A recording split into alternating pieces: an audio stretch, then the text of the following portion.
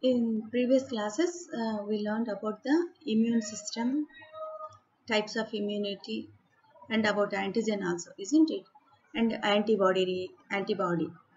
Now, the antigen antibody reaction. We see about these reactions.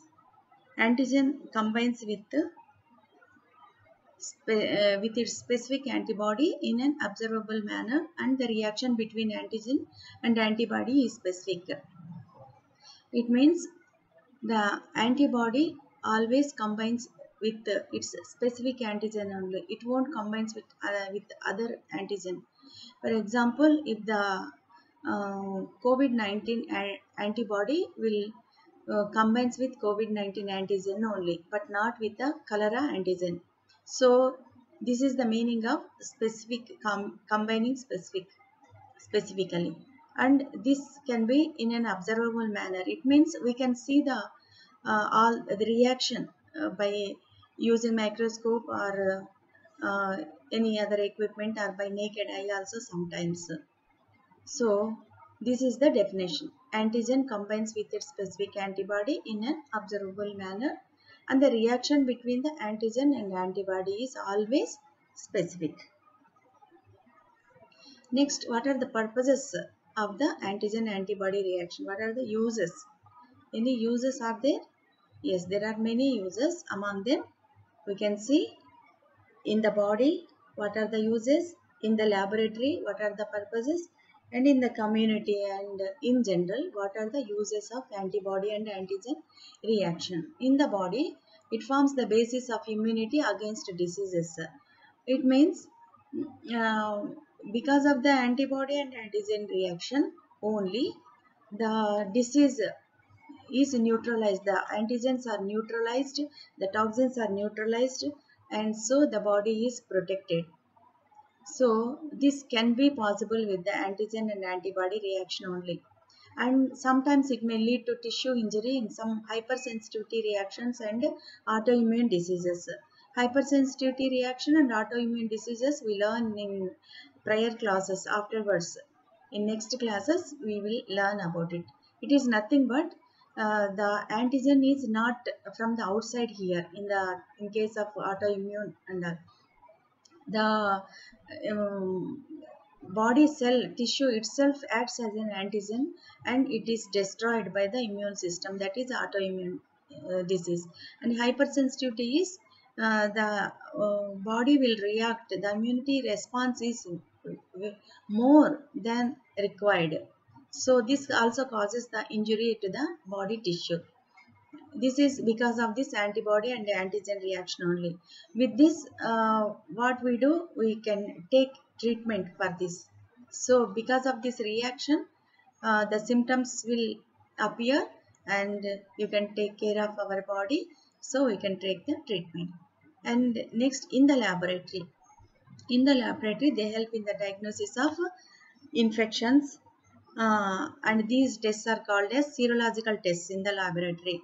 And for the diagnosis of the diseases, the antigen antibody reaction is observed and tested. So that's why we can make with the serological examination, ELISA test and all, we can find out confirm the diagnosis of HIV. By seeing the symptoms and by history, we can, under physical examination, we cannot make out the diseases. For the confirmation, and if any doubt is there, this laboratory test has to be performed, especially the serological tests in for some diseases are very important and necessary for the diagnosis. This serological test is nothing but the antigen and antibody reaction tests. This is about the use in the laboratory. And in community. In community, this helps in the epidemiological survey of particular disease, or and the identification of infection also possible with the antibody antigen reaction tests. And non-infectious antigens also, enzymes also causes the antigen antibody reaction. In the community, if you see any diseases, infectious diseases, you can perform the tests for the community, for the people, and find out the disease exactly. Some diseases will have similar signs and symptoms. For example, SARS, COVID-19 and influenza, all these cases causes respiratory distress syndromes. So to find out specifically what is the infection and what is the antigen or pathogen involved in this type of disease, we have to perform the tests in the community so that we can diagnose the disease and take the measurements to prevent and also we can treat the diseases. This is the use of antibody antigen reaction in the community. And in general, these reactions can be used for detection and quantitation of either antigen and antibody. So to find out the number of antigens present or number of antibodies present in a serum, for that also this antigen and antibody reaction tests are useful. Quantitation means the number. So these are all the uses and purposes of antigen antibody reactions. Next we go for the characteristics of antigen antibody reactions. So what are the characteristics we can see in the antigen antibody reaction? They are: the reaction is specific. It means an antigen combines with its homogeneous antibody only, and the antibody vice versa. The antibody will combines with its antigen only. So this is the specific reaction. Always this antigen and antibody reactions are specific only, and sometimes they may cross this, because if the antigen is similar, for example, for the influenza, for the COVID-19, the antigen is coronavirus, and the antigens are similar.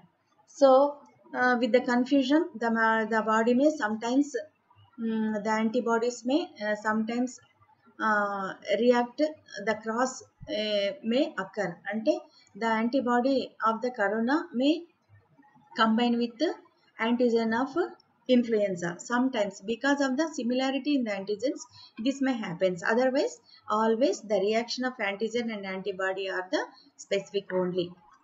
Next is entire molecules of antigens and antibody react. It means in the reaction, the bits are not involved. Complete antigen and antibodies completely they will involve. Entire molecule of antigen and antibody react and not the fragments. If the antigen determinant is in a large molecule, or the antigen is on the carrier particle, the antibody will react with the whole molecule or whole particles, including the antigen, and causes the agglutination. Uh, do you understand what what I am saying? It means if the antigen is a determinant and or the carriers, antigens are as a carriers on a cell, this antibody and antigen reaction will not occur only with the fragments. As a whole, it occurs. If any antigen or antigen particle is in a molecule, that whole molecule is involved in the reaction, and then the agglutination will form with the whole molecule, but not simply with a fragment of antigen. Do you understand? This reaction is always whole.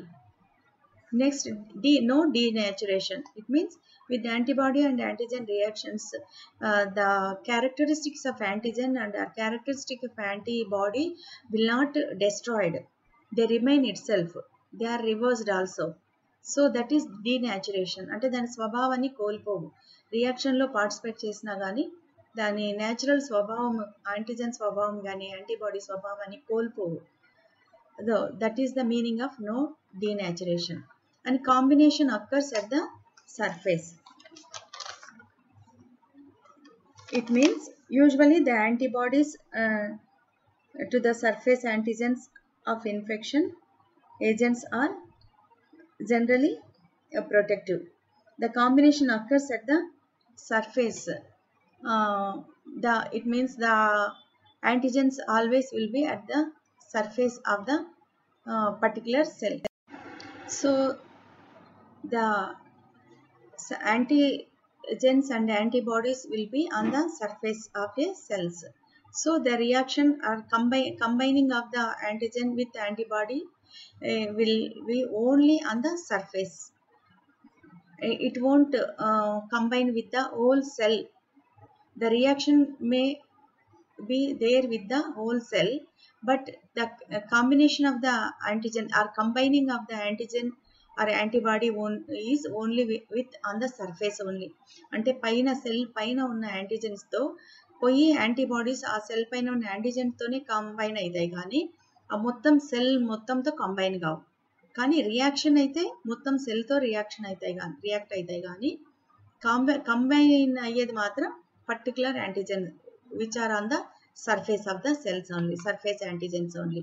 That is the meaning of combination occurs at the surface. And the reaction is firm but reversible.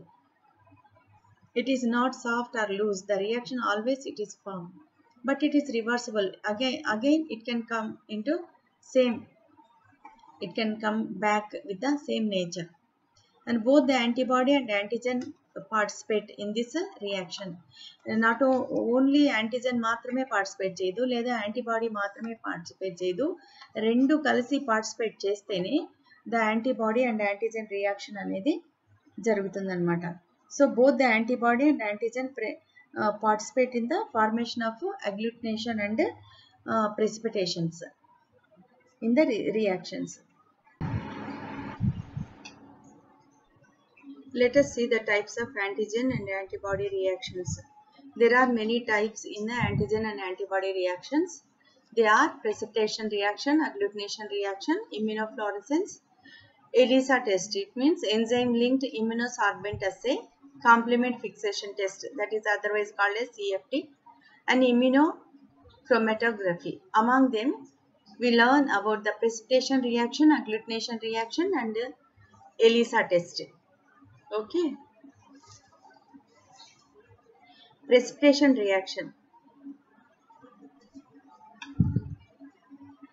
See, when a soluble antigen reacts with its antibody in the presence of electrolytes like sodium chloride at the optimal temperature and optimal pH, the antigen and antibody forms an insoluble precipitate, and it is called as the precipitation. It means the antigen is soluble. Did you observe in the test tube? It is liquid like. Soluble means it is like liquid. And in the presence of sodium chloride, in it sodium chloride is added or electrolyte. And the temperature is optimal. And the pH is also optimal. And next, the antigen and antibody, if it is added in the test tube and it causes a precipitation. Precipitation usually precipitation usually sediments at the bottom of the tube. It means ఏర్పడిన precipitation కిందికి వచ్చి అడుగు భాగంలో మామూలుగా చేరుతుంది, మొత్తం ఉండదు. ఏర్పడినప్పుడేమో మొత్తంగా ఏర్పడుతుంది, కలర్ చేంజ్ అవుతుంది. ఆ తర్వాత it reaches to the bottom of the test tube. So that is the precipitation reaction. Did you understand that? Soluble గా లిక్విడ్ ఫామ్ లో ఉన్న ఒక యాంటీజెన్ కి యాంటీబాడీని కలిపినప్పుడు అప్పుడు పరిస్థితులు ఎలా ఉండాలంటే, the temperature should be normal and the pH should be normal and the electrolytes are added. Example, normal saline. And in that circumstances, the mixing of antigen and antibody causes a complex form of insoluble precipitate. Actually, what we used soluble antigen and soluble antibody. But after this precipitation, after their reaction, the insoluble precipitate is formed. అంటే కరగనటువంటి గట్టిగా ఉన్న ఒక precipitate అనేది ఏర్పడుతుంది. అది usually that insoluble precipitate is sedimented at the bottom of the tube. అది కింది భాగాన్ని చేరుతుంది. So this is the sediment precipitation reaction.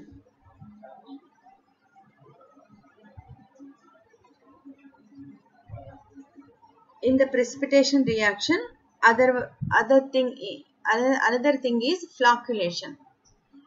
Flocculation also same like precipitation only, but here instead of sedimenting at the bottom of the test tube, the precipitate is suspended as floccules. So that is called as flocculation. It means the soluble antigen and soluble antibody added in an electrolytes with the normal optimal pH and optimal temperature is maintained. Then the reaction starts and the precipitation forms. But if the precipitation goes under, the sedimentation reaches the bottom of the test tube, that is called as precipitation. If this precipitation is not reached to the bottom of the test tube, but it remains it is suspended, అంటే మధ్యలోనే ఉంటదన్నమాట. అది ఇప్పుడు వేడి పాలు తోడేస్తే పెరుగు విరిగిపోయినప్పుడు ఏ విధంగా కింద నీళ్ళంతా నీళ్ళు మధ్యలో ప్రెసిపిటేషన్ ఉంటుందో, అలాగనే ఈ ప్రెసిపిటేషన్ అనేది సస్పెండ్ అయి ఉంటుంది అనమాట, తేలుతా ఉంటుంది టెస్ట్ ట్యూబ్ లో. So that is called as flocculation. If it is reached to the bottom of the test tube, that is called as precipitation. And next is Poisson phenomenon. This is Poisson phenomenon also a precipitation reaction. Here did you observe the test tubes, and first and second test tubes are normal, and in between middle test tube you can see the sedimentation. It is when a same amount of antiserum is mixed with the increasing quantities of antigen. It means the amount of the antiserum in the test tubes are equal quantity, same level. Did you see the pink line? That is the up to that pink mark the antiserum is added in the test tubes, and after that the antigens are added to that serum. But how they added? First they added few, and second few. Increasingly they came to adding the antigens to that serum. And if you observe increasing quantities of antigen in the tubes, the precipitate takes place in the middle tube, in which the antigen and antibody are equal. Did you see the down diagram? The Y shape are antibodies and dot shapes are antigens. What you observe in the first frame? The antibodies are more, antigens dots are less, and middle one you can observe equally. The antibodies and antigens are almost equal in quantity. And if you observe the third one, the antibodies, Y-shaped ones are antibodies, they are less, and the dot shaped antigens are more. So the reaction is you have seen in the test tubes. So where the antibodies are more and antigens are less in number 1 test tube, the precipitation is not formed. In middle test tube, where the antigens and antibodies are equal in quantity, so equivalence zone, that is called as equivalence zone. So equivalence zone low, you can see the precipitation. In third one, you can see more antigens dots and less antibodies. There also you are not seeing the precipitation. So first one is called as prozone. Prozone means antibody are excess in the prozone. In middle zone, equivalence zone, that is called as equivalence zone. It means the antibodies and antigens are equal in quantity. In third one, it is called as post zone. There, the antigens are more than the antibodies. So this is the prozone phenomena.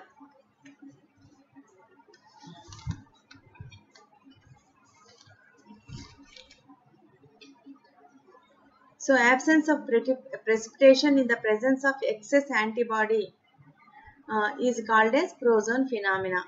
So the sera should be diluted further to get the proper results of precipitation test. So in the prozone phenomena, antibodies are more, antigen are less. So if we want a precipitation reaction, you have to add some more antigens. So the antigens and antibodies should be equal to form a precipitation. That is the precipitation reaction. That is about prozone phenomenon. Next, let us see the mechanism of the precipitation, how the precipitation takes place. The multivalent antigen combined with the bivalent antibodies in varying proportions. Multivalent antigen means it can combine in all sites, whereas bivalent antibody means the antibody, if you see, it is binding with the antigen in two places only, in two tips, isn't it? That is bi. Bi means both, two. So the uh, two sides only the antigen and antibody is combining with the antigen. So that's why that is called as binovalent. Whereas antibody, if you see in the middle picture, in the center antigen, all sides of this antigen, the dot, the uh, antibodies are combined. It means the antigen is multivalent and antibody is bivalent. So only two sides it combines. So these antigen antibodies are in varying proportions depending upon the ratio in the reaction mixture we will be adding, and depending upon that the precipitation will be result. When a large lattice is formed consisting of alternating antigen and antibody molecules, this is possible only in the zone of equivalence. So if you see in the first picture, the antibodies are only 3, antigens are many. So there you are not seeing the precipitation or binding. Whereas in middle zone, there are antigens and antibodies are one by one they added. So to form a precipitation, the one alternately one antigen and one antibody has to be attached. Then only they can attach and form the precipitation. It means the antigen and antibodies number is equal. Whereas in the last number C, you can see more antibodies, only 2 antigens. So what you are learning with this? So this lattice hypothesis also same as the previous precipitation types. It means for the formation of the precipitation, the multivalent antigen and binovalent antibodies should be equal, and the alternately one antigen and one antibody has to be combined. Then only the precipitation can be formed. That is called as lattice hypothesis. Did you understand this? Next, the application of precipitation. Why this precipitation reaction is used. What are the purposes where they are used? That is called as application of precipitation. So identification of bacteria. For the identification of bacteria, we are doing serological tests in the laboratories, isn't it? For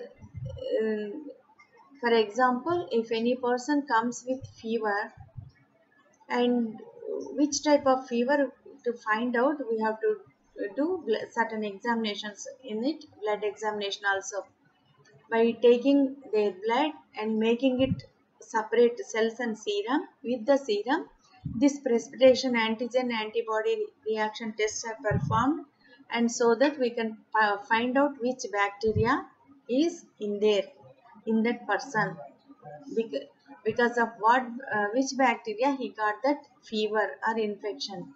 So this precipitation reaction will help us for the identification of the bacteria and detection of antibody also. So in the for example, in certain tests we find out only the antibodies. For VDRL test for syphilis, the persons who are suffering with syphilis disease, it is a sexually transmitted disease. For them to diagnose, to find out it, to confirm the diagnosis, we do the VDRL test. VDRL test also serological test, but here it is a precipitation test, and here we identify the antibodies. So for the detection of antibodies also, we have to do the precipitation antigen antibody precipitation test. And also for the identification of blood and semen stains also, we will do this antigen antibody precipitation test, because in case of murder cases or rape cases with minute uh, particles or minute quantity of this blood or semen also, we can find out the antigen and antibody, uh, so that it will help in the forensic and in criminal cases for the investigation purpose. This precipitation reaction of antigen antibody will helps us to find out the antigen involved, and for the DNA test also it helps. And it also helps the finding out the food adulteration. Adulteration means food poisoning. Sometimes with the bacteria or viruses also food poisoning occurs. So which type of bacteria or which type of virus is involved in the food poisoning also, we can find out with doing this antigen antibody tests, especially precipitation tests. These are the application or uses of the precipitation tests.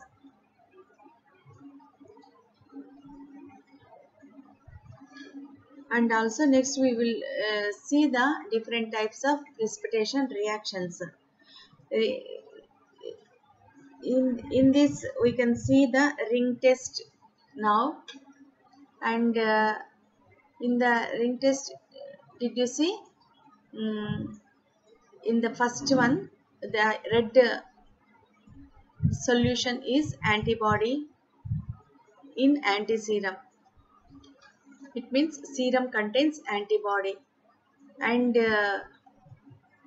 at the top you can see the antigen. It is in the soluble state, and it means it is a fluid, and in between you can see the line of precipitation. This is called as ring test. It means antigen solution is layered over the antibody solution. So layered means first antibody solution you have to take, and on that you have to add another antigen, soluble antigen. So in between the layers of antigen and antibody, you can see the line of precipitation. So that is called as, at the junction of antigen solution and antibody solution, you can see a precipitation at the junction of two liquids. That is called as the ring test. It is a precipitation reaction test. It is used for the CRP test. CRP means C-reactive protein. If the C-reactive protein is there, then the ring test will show this type of results. C-reactive protein tells us that person whose anti-serum we added, the person is having some infections. Usually in the medical wards and in especially pediatric medical wards, uh, for fever cases and for infection cases, this test is performed. CRP test is performed. Usually they would say CRP positive, CRP negative. So what is CRP? CRP means soluble antibody, and on that the soluble antigen is added. In between, at the junction of antigen and antibody, the precipitation is formed in the test tube like a ring. So if that forms, it tells us the CRP test is positive. And in the by the side you can see the antigen dots. First, in the test tube we have taken antibody solution. Did you see the Y-shaped antibodies? And on that you added the antigen solution. The antigen solution is dots. So what happens, though both are soluble, but they are not mixing it with one another. At the joining point, at the middle point of these two antibodies and antigens, uh, you can see the visible precipitate by so by naked eyes, we can see the precipitation in between the antigen and antibody serum. This precipitation is called as uh, precipitation reaction, and this is ring test. And in another test tube you can see clearly that the down is antibody solution and up is antigen solution. In between you can see the white color precipitate. It's like a ring, so that's why this is called as ring test. So we are now discussing about the types of precipitation reaction. In the precipitation reaction we finished about the ring test, and next is the flocculation test. In the flocculation test, we can see the upside: A, slide test, and B, tube test. A, slide test means a drop of antigen solution is added to a drop of inactivated patient's serum. We have to take a patient's blood, and the serum and blood cells has to be separated, and you have to take the serum and keep on the a drop of the serum on the slide one side, and then you take a drop of antigen also and mix them well on the slide by shaking the slide. Simply you have to shake the slide, not vigorously. So while because of the shaking, the one drop of antigen and one drop of anti-serum, patient serum, are mixed, and if there is no formation of precipitation, it shows that the test is negative, the slide test is negative. If you see some aggregates or some precipitation in the slide, then you can say that the test is positive. So as it is done on the slide, it is called a slide test. On the slide, one drop of antigen and one drop anti-sera is added, and it is moved, and if you observe the precipitation you can see on the slide. So example, is a flocule is formed on the it's a flocule appearance. It is called as a flocule appearance. This is a test done for the syphilis disease, that is VDRL test. And second test is tube test. In the flocculation test, second tube test. The tube has containing the fixed antitoxins, and next the toxins are added in the tube to form floccules. So if the in two test tubes the antitoxins are at the same quantity, but the antigens added are different quantity. So if you add the anti the toxin to the, actually in the test tubes contains antitoxin and you are adding the toxins, and if you add toxin and if that serum contains toxin, then you get the flocculation. If the serum is not containing toxin, then you get the negative and no flocculation is formed. So flocculation test positive means in both test tubes the equal level of antitoxins are taken, and then the toxins are the patient's toxins are added to the test tubes, and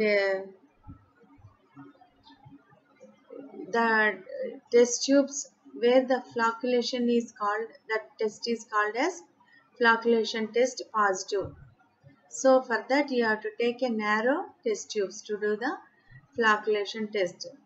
So in the first type is ring test and second type is flocculation test. Under flocculation test you can see the slide and the tube. If it performed in the tube, that is called as tube test. If this flocculation test performed in the slide, that is called as slide test.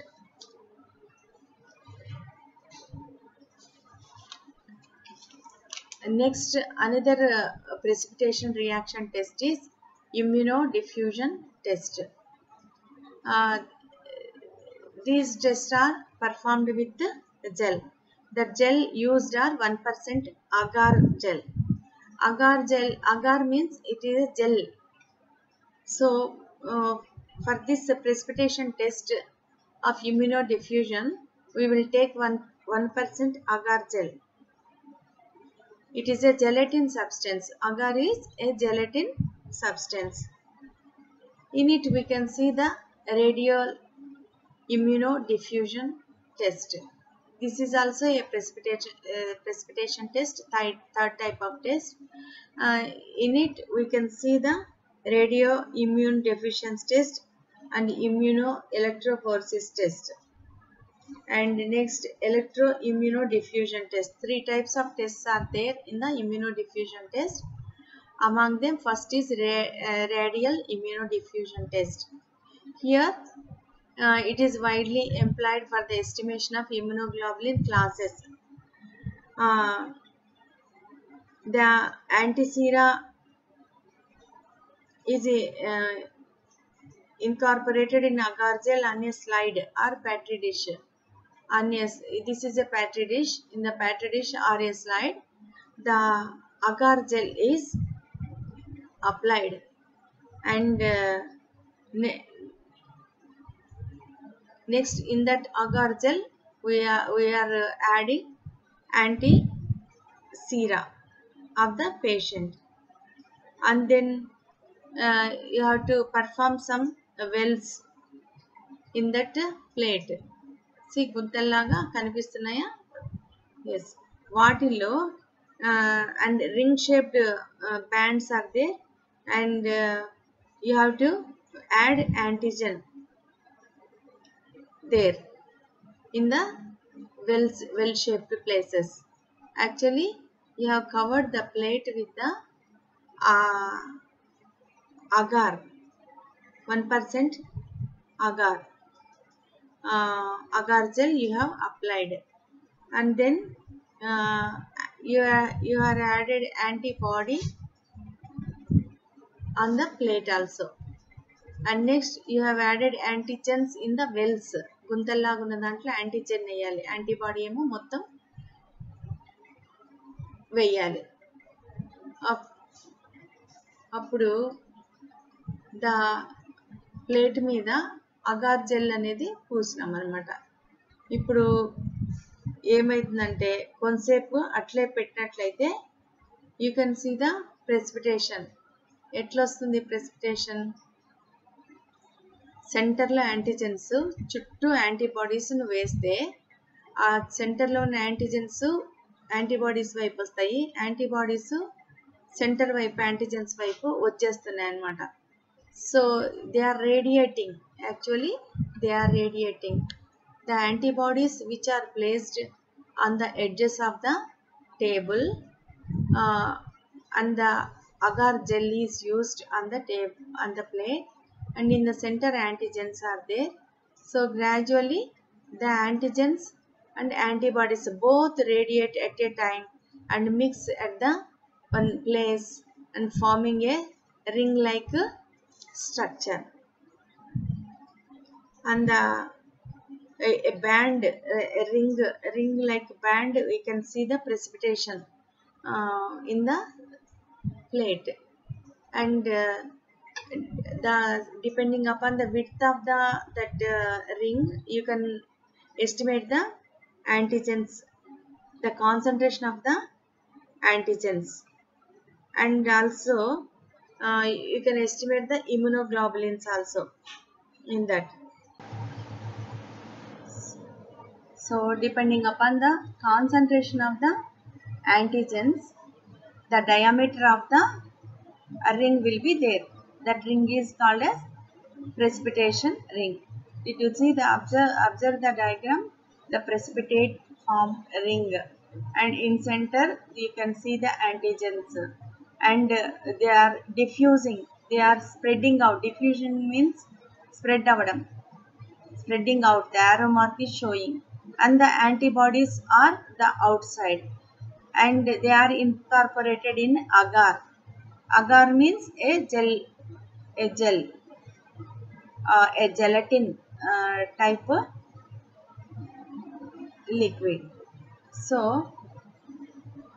this is the radial immunodiffusion test. It is also one of the type of precipitation reaction test.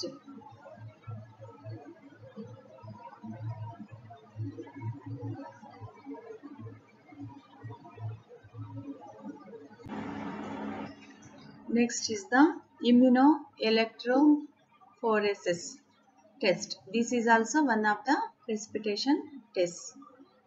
And here you can see the slide, glass slides, and on the slide the gelatin or agar is applied, and this test is combination with immunodiffusion and electrophoresis. Just now we learned about the immunodiffusion test, and with electrophoresis, with combination of immunodiffusion and electrophoresis, we can see this immunoelectrophoresis test. Here on the slide, a gelatin substance agar is applied, and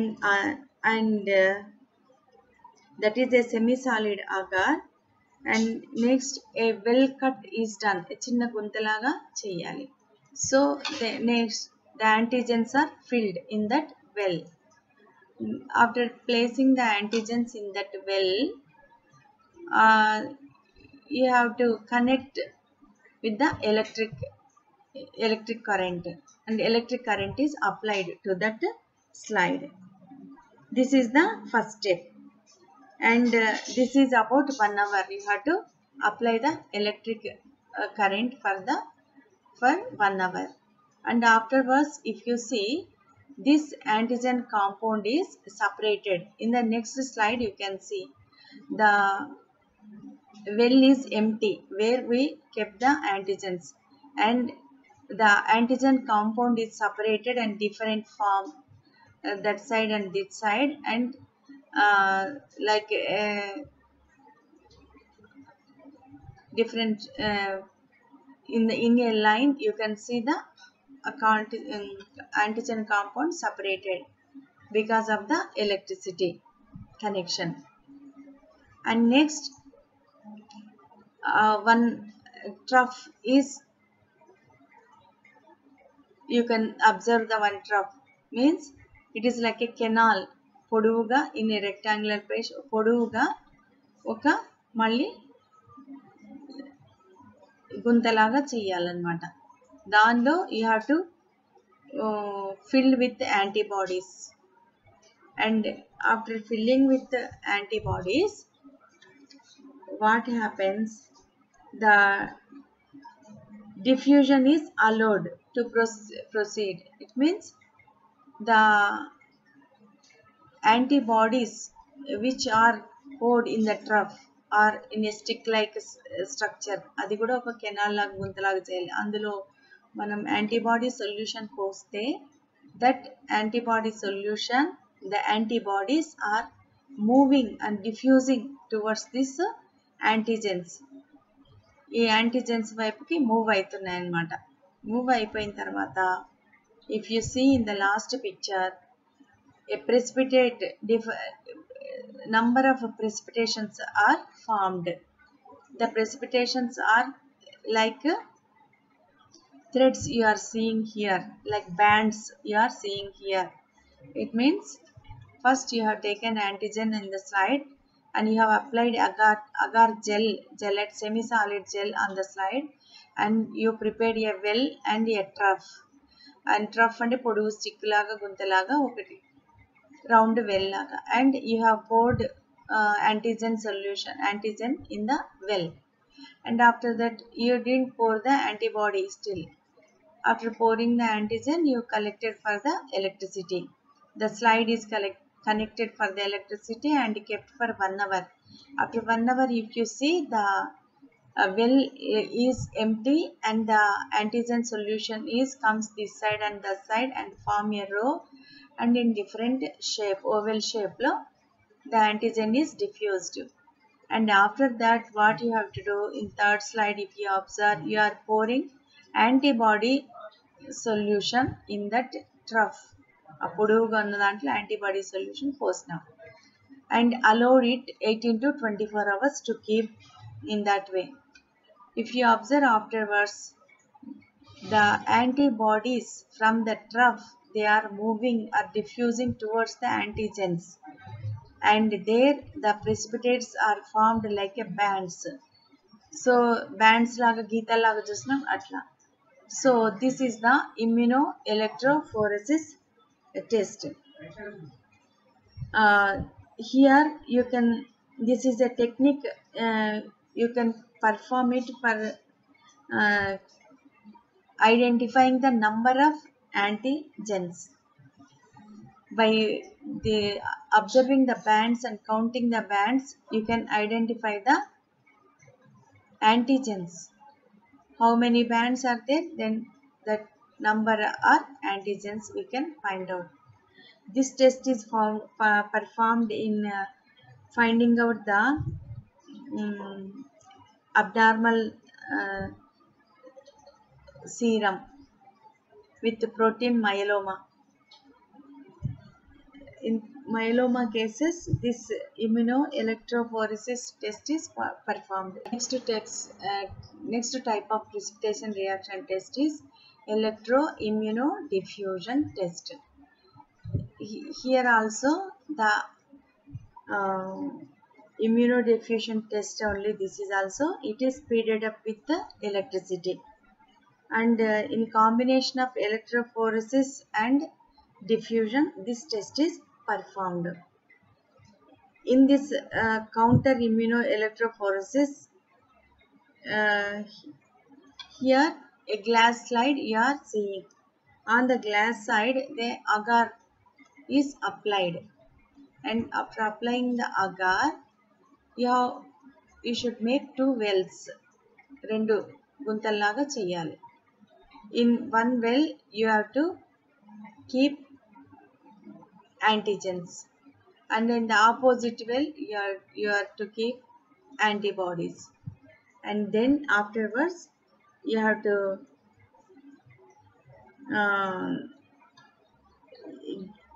the electricity has to be passed to the agar, through the agar, ఆ gelatin నుండి current pass అయ్యేటట్టు ఆ slide మీద చేయాలి. చేస్తే if you observe the antigens from that place, they are diffused to the antibody side, and the antibodies from that well, they diffuse to the antigen side. Finally, in between, they formed a precipitate. So this is the electroimmune diffusion test. If the precipitate is formed, a line is formed, that this test is called as positive test. For example, to find out the hepatitis B patient, if you have any doubt, you have to take the blood from him and you separate the cells and sera, and that sera, like antibody, you have to keep in the antibody well, and you have to take the hepatitis B antigen and keep in this type well there, and then you apply the current to the gelatin gel which is on the slide, and then after 30 minutes, if you see a precipitate in between or at the center of slide, you can tell that that body antibodies or serum of the patient contains this hepatitis B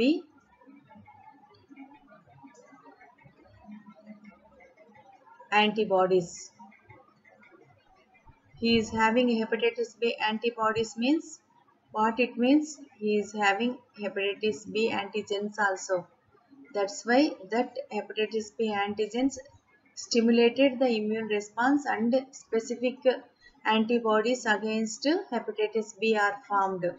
So the precipitate shows that the person blood contains hepatitis B antibodies. It means the person contains hepatitis B virus in him. So hepatitis B positive we can tell.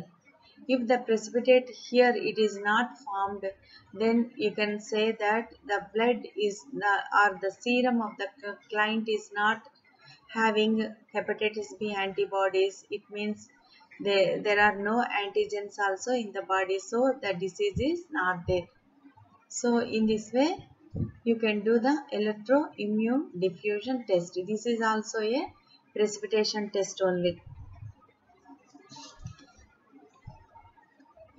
So now we learned about the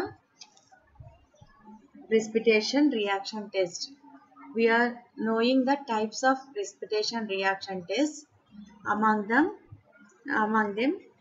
we learned what is the precipitation and what is the flocculation.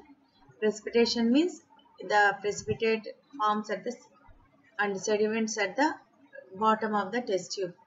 If it is not at the bottom and it is suspended in the test tube, then we can say that is a flocculation. That precipitation is called as flocculation. So how the flocculation formed, and also you learned about the Prozone phenomenon,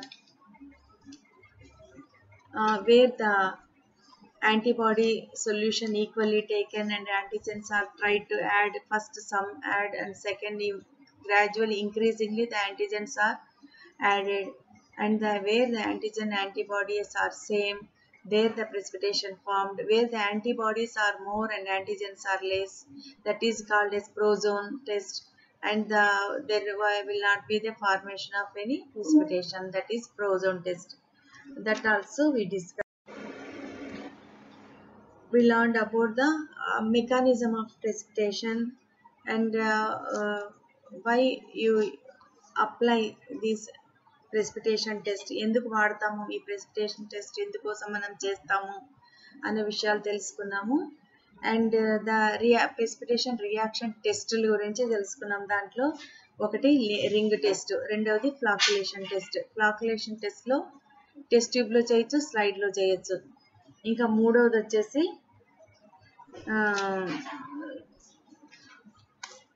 immuno diffusion test. And next వచ్చేసి immuno diffusion టెస్ట్లో 3 రకాలు ఉన్నాయి. Radial diffusion test ఒకటి ఉంది, immuno electrophoresis test ఒకటి ఉంది, electro immuno diffusion test అనేది 3 రకాల టెస్ట్లు ఉన్నాయి. ఈ 3 రకాల టెస్ట్లు కూడా దేనిలో వచ్చినాయంటే ఇమ్యూనో డిఫ్యూజన్ టెస్ట్లో వచ్చినాయి. సో మనం ప్రెసిపిటేషన్ టెస్ట్లో మనం రింగ్ టెస్ట్ చూస్తాము, ఫ్లాకులేషన్ టెస్ట్ చూస్తాము, ఇమ్యూనో డిఫ్యూజన్ టెస్ట్ 3 టెస్టులు చూస్తాము. ఫ్లాకులేషన్ టెస్ట్లో స్లైడ్ టెస్ట్, ట్యూబ్ టెస్ట్ ఉంది. ఇమ్యూనో డిఫ్యూజన్ టెస్ట్లో రేడియల్ ఇమ్యూనో డిఫ్యూజన్ టెస్ట్ ఒకటి, ఇమ్యూనో ఎలక్ట్రోఫోరసిస్ టెస్ట్ ఒకటి, and electro immuno diffusion test ఒకటి. ఇవేం పెద్ద కష్టం కాదు, ఈజీనే. మీరు ఒక 2-3 సార్లు ఈ స్లైడ్ చూసినట్లయితే, మీరు బుక్ తీసుకొని చదివినట్లయితే, మీరు మ్యాటర్ చూస్తే మీకు ఈజీగానే అర్థమవుతుంది. ఈ డయాగ్రామ్స్తో మీరు ఈజీగా different types of precipitation reactions you can learn. Now we are learning about the antigen and antibody reactions. Among them, we finished about knowing about the precipitation, and now we learn about the agglutination. Agglutination means it is an antigen-antibody reaction where a particle antigen combines with its antibody, resulting in visible clumping of particles. Here you can see the antigen in a particles. So these antigen particles with antibody, they causes a reaction by combination. By combining with the antibody, the antigen particles results in a visible clumping of particles. The clumping means it's a విరిగిపోయినట్టు అయిపోవడం అన్నమాట. ఇప్పుడు milk if you boil, if they are not fresh, they will damage, spoil, isn't it? That clumping, పాలు విరిగిపోతాయి కదా అట్లా. So that is called as clumping. So that clumping is called as, that clumping particles are called as agglutination. Did you understand? The antigen particles with the antibody combines and causes a clumping formation, that is called as an agglutination. And here we can see the types of agglutination reactions. Slide agglutination test, and these reactions can be seen in slide agglutination test, tube agglutination test, and passive agglutination test. In passive agglutination test, we can see 3 types: latex agglutination test, heme agglutination test, and co-agglutination test. One by one we will learn. Here you can see a diagram about slide agglutination test. Here one side, at the left side of the slide, you are seeing the clumping, isn't it? That is agglutination test. In the slide agglutination test, on a slide we are taking a drop of antigen suspension, and with it we are adding normal saline. And if you add anti-sera on that antigen drop, it is also 1 drop only. If you add it, and immediately, instantly, within seconds, the agglutination occurs. So you can see at the left side of the slide, the agglutination, the clumping occurs. So that is called as slide agglutination test. And the uses of slide agglutination test is, we can isolate the bacterial strain from a clinical specimen. It means if you want to confirm the diagnosis of a person with typhoid, you can do this test. 1 drop of Salmonella antigen is added with normal saline. It's an electrolyte, and on that, if you add the antisera of the person, the serum of the person, then if the agglutination occurs, it shows that that serum contains antibodies of Salmonella. So if the antibodies are present in the serum, means the reaction uh, against the antigen is taken place. It means the Salmonella uh, bacilli is present in the blood. So that is a positive test for the Salmonella group of organisms. So to find out the Salmonella species by antibody reaction test, this slide test is performed. Another thing is, in blood banks you might have seen on the slides, we will be adding patients and blood. First we add antiserums and some drop of normal saline. Next, if you drop a drop of blood of the client, and if you observe, the clumping will form. So this agglutination test is used in finding out the blood grouping and cross matching also in blood banks. This is about the slide agglutination test. Next, tube agglutination test. In this tube agglutination test, you are seeing some test tubes and some different concentration of fluid is there. In first test tube, 1 in 10, second 120, 1 in 40, 1 in 80, 1 in 160, 1 in 320. Last is negative. So these 1 in 10 and all, these are the antibody or serum concentration. So this, first of all, this tube agglutination test is performed to find out, to determine the antibodies, to find out the presence of antibodies. So here different concentration of serum is taken in the test tube, different test tubes, and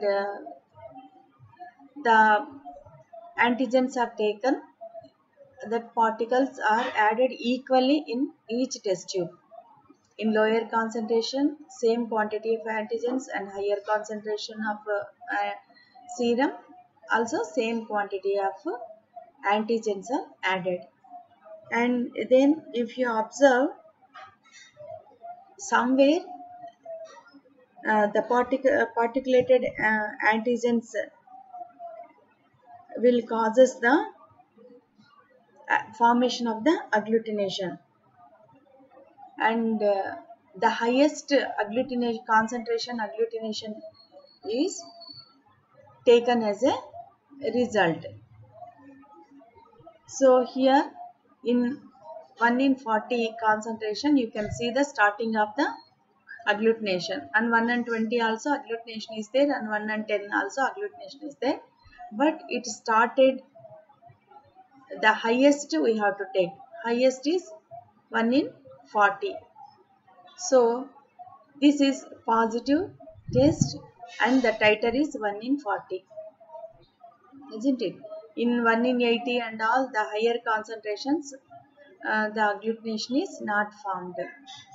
So among these formed agglutination tubes, what is the highest that we will take as a reading? Did you understand? This test is performed for determining the presence of antibodies in the serum. For example, the Vidal test. Vidal test is the tube agglutination test. This Vidal test is performed for the diagnosis of typhoid. So it shows that the serum of the person contains typhoid antibodies. So if you see the antibodies in any person, it shows that the person has antigens in body.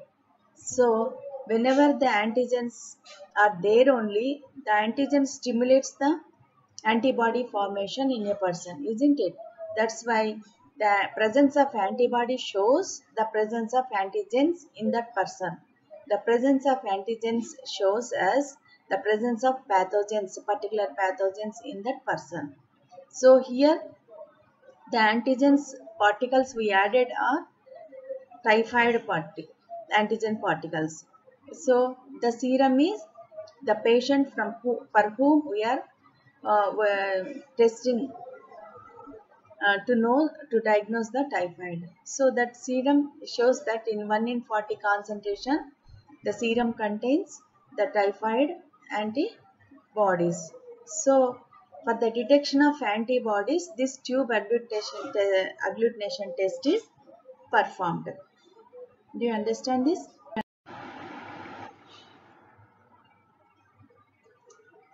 Just now we finished the slide agglutination test and tube agglutination test. Now we know about the passive agglutination test.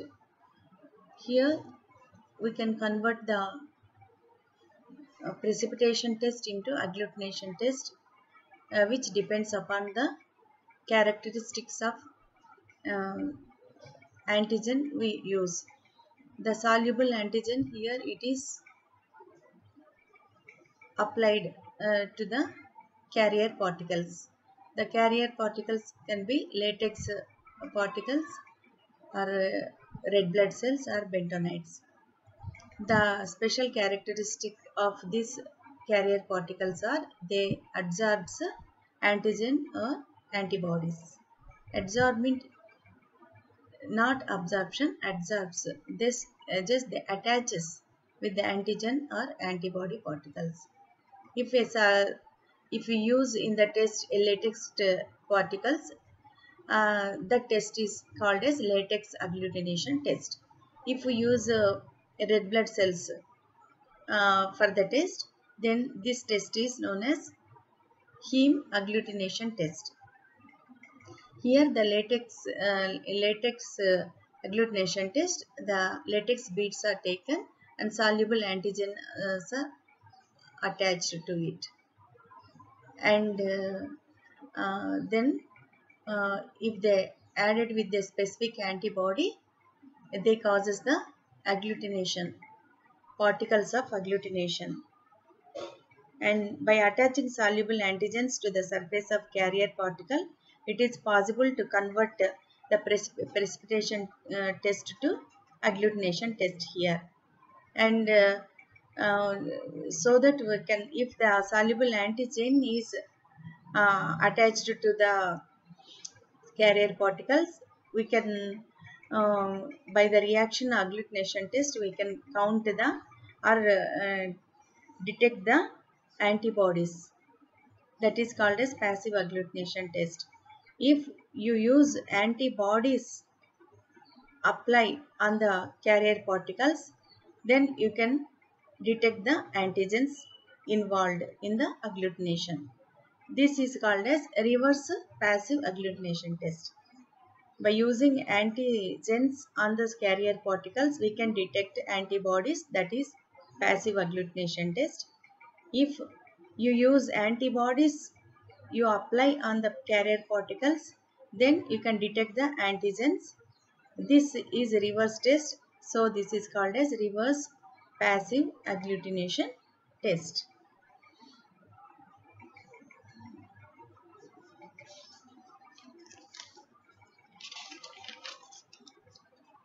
And this latex agglutination test, here you are seeing the latex particles are employed to absorb several types of antigens, and they are convenient and rapid and very specific and very sensitive in counting the antibodies, in detecting the antibodies.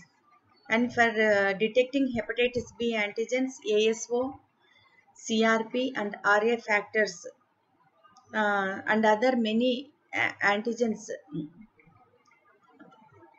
can be detected by this latex agglutination test.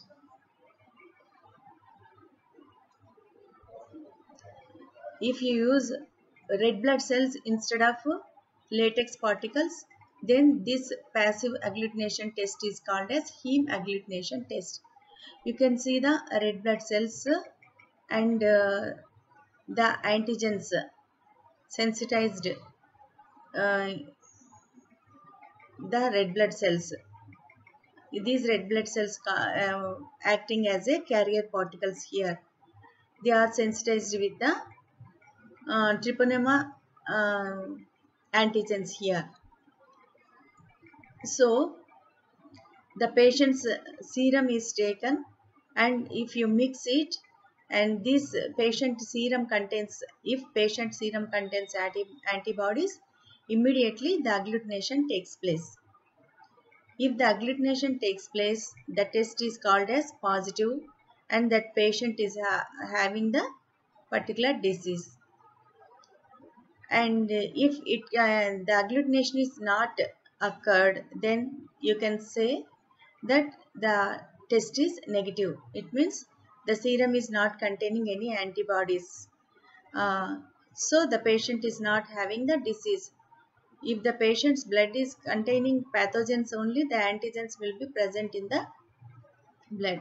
So as there is no reaction or no agglutination formation, we can say the patient is not having antibodies in the blood, so the patient is negative for the test. And if a negative agglutination occurs, then you can say the test is positive. In this way, you can detect the antigens present in the different diseases.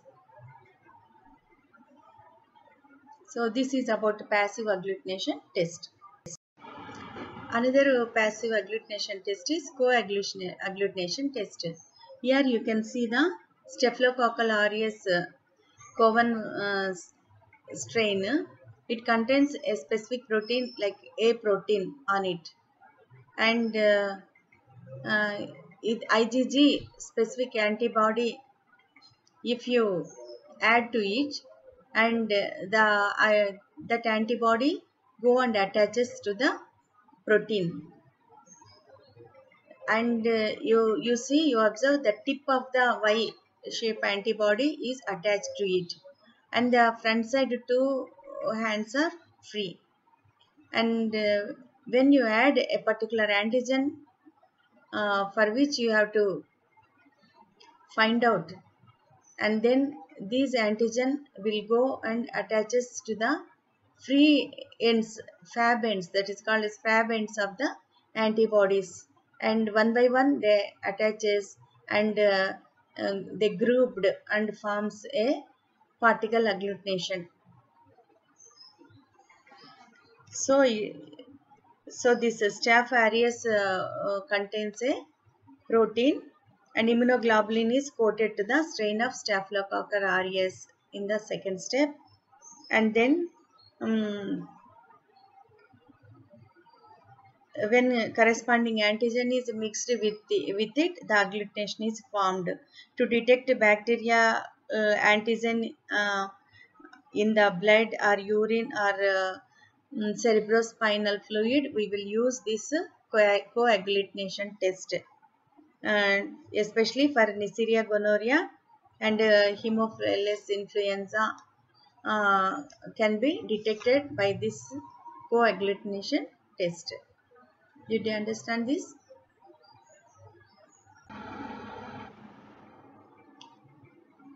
Now we see the ELISA test. It is also one of the tests of antigen and antibody reactions. And ELISA is enzyme linked immunosorbent assay. This is applied for the detection of antibody and antigens. And the principle here is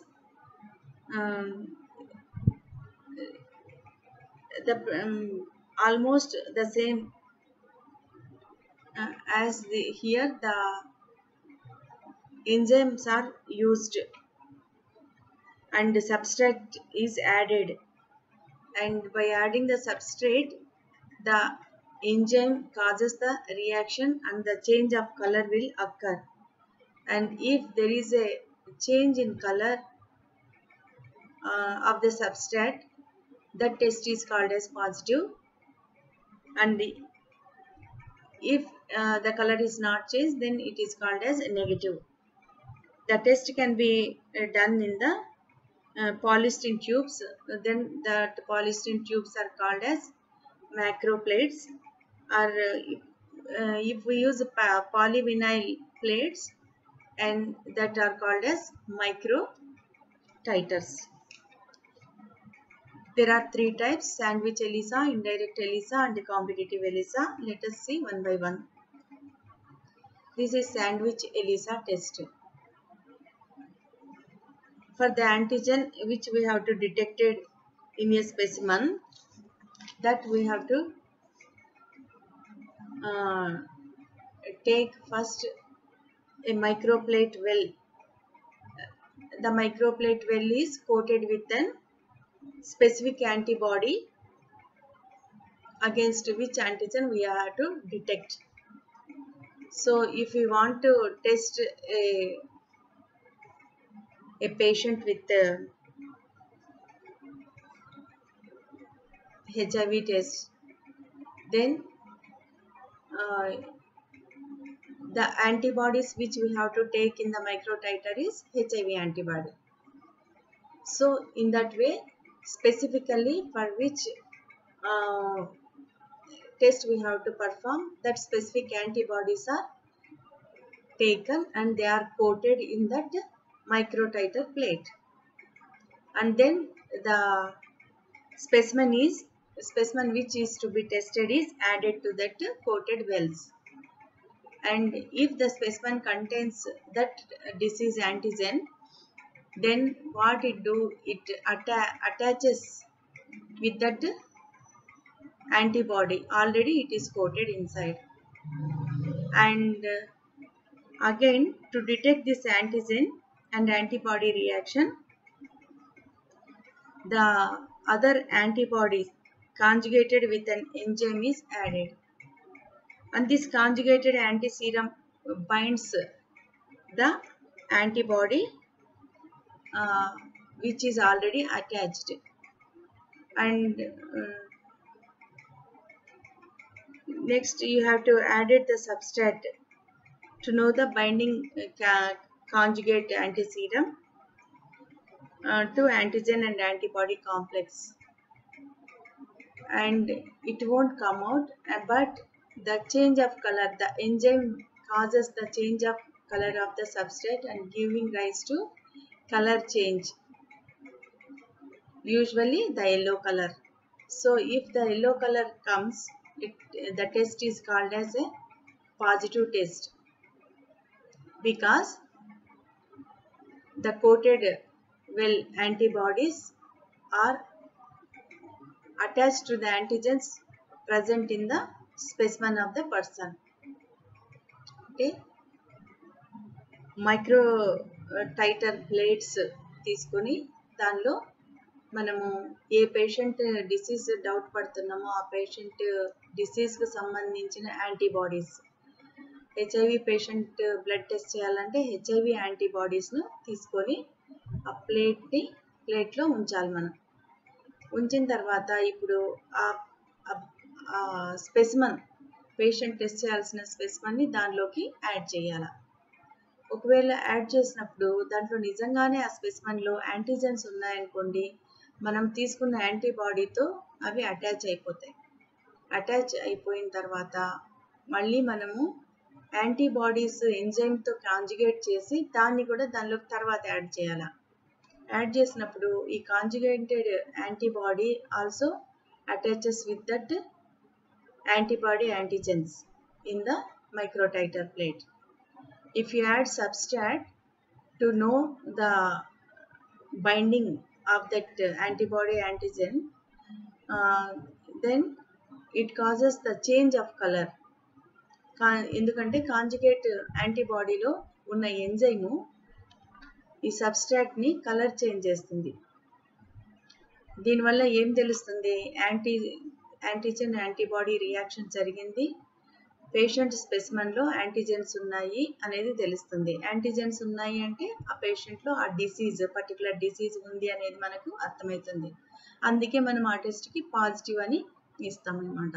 This is called as sandwich ELISA test. Next is indirect ELISA test. Here also, instead of antibody, we are taking antigens. In the microtiter plate, it is coated with the antigen. A patient specimen like the disease ni manam kanukuntunnamo, we will take the sera of the patient for the test. So sera lo emuntayi, antibodies untayi. So that's why we have to take antigens coated plate, microtiter plate for the test. So that plate contains antigens for the patient's particular disease, specific antigens. And then we have to add the specimen of the client, the serum of the client. And if the antibodies are present in that serum, these antibodies attaches to the antigens in the microtiter plate.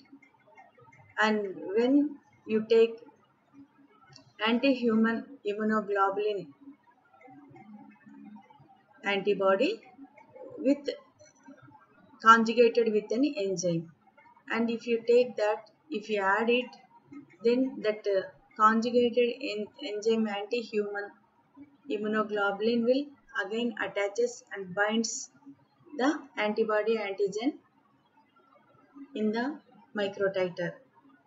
And if you add substrate, and as the enzyme linked antibody is there and the enzyme is there in the specimen, so the substrate will cause the color change again here. So that shows the positive test. It means we have taken the antigen for particular disease, but we added the serum into the microtiter. Microtiter lo patient specimen యొక్క serum add చేసినాం. ఇప్పుడు ఆ సీరంలో antibodies లేకపోతే ఈ మనం మైక్రోటైటర్లో తీసుకున్న యాంటీజెన్తో reaction జరగదు. నువ్వు ఒకవేళ కాంజుగేటెడ్ యాంటీ హ్యూమన్ ఇమ్యునోగ్లోబులిన్ దానిలో వేసి నువ్వు కడిగినప్పుడు ఏమవుతుందంటే యాంటీజెన్ యాంటీబాడీ రియాక్షన్ జరగలేదు కాబట్టి, ఆ సీరంలో యాంటీబాడీస్ లేవు కాబట్టి ఆ కాంజుగేటెడ్ హ్యూమన్ ఇమ్యునోగ్లోబులిన్ వాటర్లో వెళ్ళిపోతుంది అనమాట. Because it is loose, it is not attached anywhere. అప్పుడు నువ్వు సబ్స్ట్రాట్ యాడ్ చేసినా కూడా there is no enzyme in that plate to act. So there will not be colour change in case of indirect ELISA. If the antisera contains antibodies, then లోపల ఉన్న యాంటీజెన్తో ఆ సీరంలో antibody connect అయిపోతుంది. నువ్వు conjugate anti human antibody తీసుకొని దానిలో మళ్ళీ కలిపినట్లయితే ఇది anti human antibody కాబట్టి స్పెసిమన్లో ఉన్నటువంటి యాంటీజెన్ యాంటీబాడీకి అటాచ్ అవుతుంది. అది it will attached. And if you wash also, it won't go because they are attached to one another. కాబట్టి the enzyme antibody అనేది అట్లే ఆ ప్లేట్లో ఉంది. If you add substrate, the enzyme which present in that plate will causes the substrate to change the color. So it shows that that test is positive. So that serum of the patient contains antibodies to the particular disease అని అర్థం. So antibodies ఉన్నాయంటే ఏమని అర్థం? ఆ పేషెంట్లో antigens ఉన్నాయి కాబట్టి immune రెస్పాన్స్తో antibody అనేది produce అయినాయి. సో యాంటీజెన్స్ ఉన్నాయంటే the patient contains the pathogens also. So the test is called as positive test. If there is no color change, then the test is called as negative test because the serum has no antibodies. So the patient is not having the disease. So this is the indirect ELISA test. Let us see the next one, competitive ELISA test. This is just different. Here also the microtiter, in the microtiter plate we take antigens for which we have to detect the disease. ఇక్కడ కూడా మనము HIV patient ని confirm చేసుకోవాలా, diagnosis చేయాలనుకుంటున్నాం అనుకోండి. So మనము HIV antigens తీసుకోవాలా. మన దగ్గర ఉన్న హెచ్ఐవి యాంటీజెన్స్ని మైక్రోటైటర్ ప్లేట్లో తీసుకోవాలా. Next we have to add the serum of the patient for whom we have to diagnose. ఆ పేషెంట్ సీరం దానిలో వేసినప్పుడు if there are antibodies in it, they will attach to the antigen which we have taken, and so the antigen antibody reaction occurs. And next, if you take conjugated antibodies again with an enzyme into that plate, if you add it, as there are no antigens to attach it, it won't attach. This conjugated antibody is not attached. It is human. We have taken human. In case of indirect ELISA test, we have taken anti-human. So as it is anti-human, it attached to the antigen antibody component also. But here we are taking the human antibodies conjugated with the enzyme.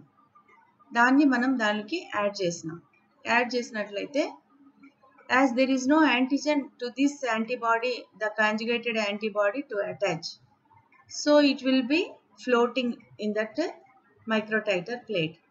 If you wash it, it will go off, and so with the conjugated enzymatic antibodies will go out, and there will not be the enzymatic antibodies in that microplate. So if you add substrate also, there will not be a color change, because the microtiter is not containing the enzymatic antibody, conjugated antibody. So the negative is as there is no color change in that microtiter, gives us the positive test. If there is a color change, we can say the test is a negative.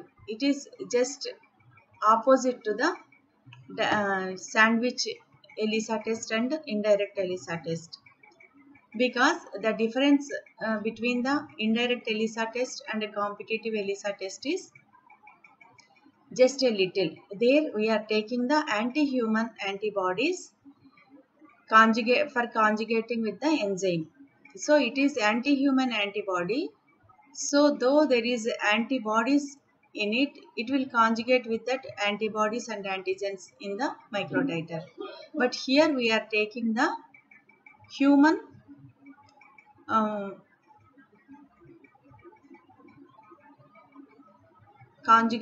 enzyme conjugated antibodies. So already the antigens are bind with antibodies, and no free antigens are available for this conjugated enzymatic antibodies to attach.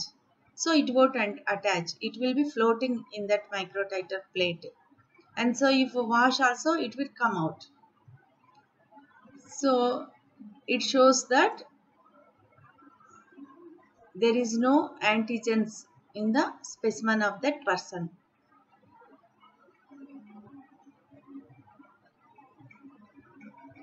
We are adding the antibodies. So already we added antibodies are attached to the antigens which first we have taken in the microplate, and there are no free antigens.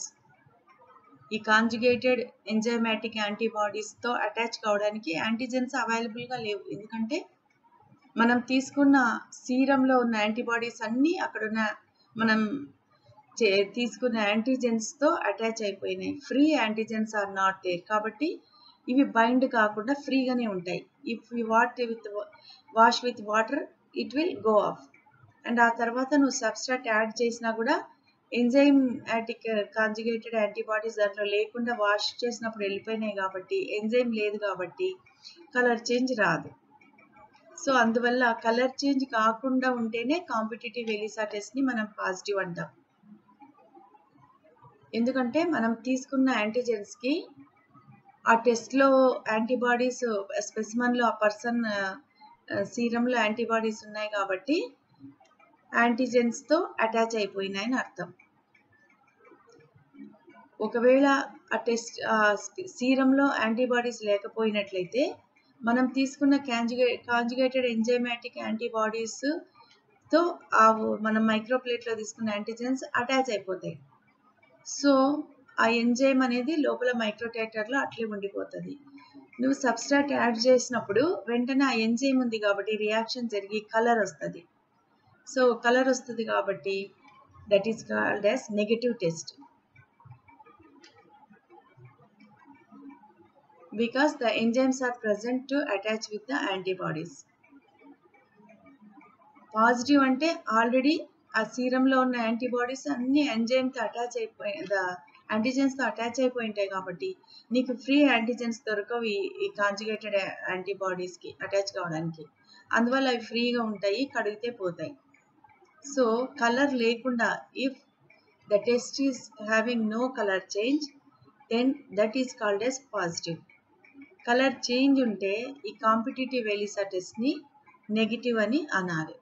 This is the difference. If you have any doubt you hear it again and again and you read it in the book also, then you can understand this point. So this is about the ELISA test, enzyme linked immunosorbent ELISA test. So the uses of ELISA test are we can detect the HIV antibodies in serum and detection of mycobacterial antibodies in tuberculosis disease and detection of rotavirus in feces. The specimen is taken feces. So detection of hepatitis B markers also in the serum.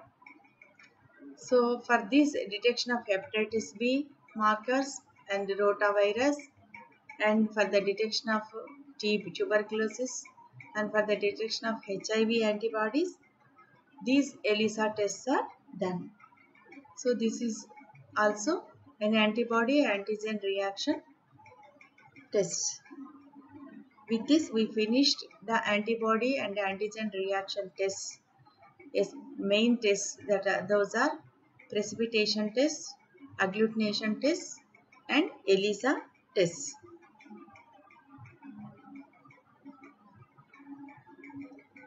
Did you understand the precipitation test and the mechanism and the types of precipitation tests and where the tests are used?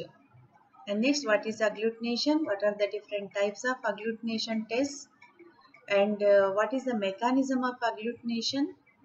And what are the uses of agglutination tests? And next, about the ELISA test. What is ELISA? And what are the different types of ELISA tests and how they are performed? And what are the disease conditions we can diagnose by doing the ELISA antigen antibody reaction test? These things we learn now. And let us take assignment. The question: name various antigen antibody reaction, and I have listed down, and describe the principles and applications of precipitation reaction test. This precipitation reaction test is one among. So the precipitation test is one among the antigen antibody reaction tests. Second question: define agglutination reaction and describe the principles and applications in the agglutination reaction test. Next, the short notes. ELISA, CIEP test and latex agglutination test.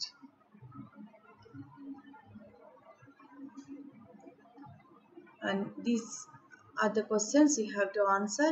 You write down the answers, and whenever we ask, you have to submit them. And especially read once again and again. Then only you can understand this antigen antibody reaction test. For the beginning, you may not understand this, but repeatedly by seeing the diagrams and by listening the lecture, and again by taking the textbook and reading the topic, you can understand easily about these tests, about these reactions. So how are you? And stay home and stay safe, and thank you.